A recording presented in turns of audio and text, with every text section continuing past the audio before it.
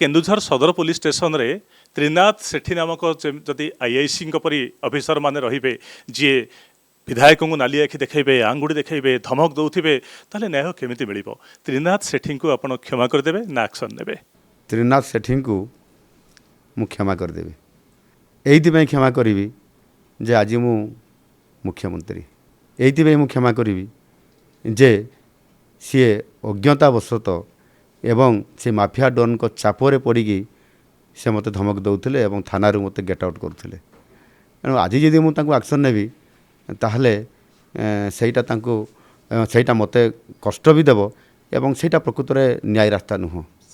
ଦୋଷୀ ଜଣେ କରେ ଦୋଷୀକୁ ଖାଲି ଦଣ୍ଡ ହିଁ ଦିଆଯାଏ ନାହିଁ ଦୋଷୀକୁ ମଧ୍ୟ କ୍ଷମା ମଧ୍ୟ ଦିଆଯାଏ।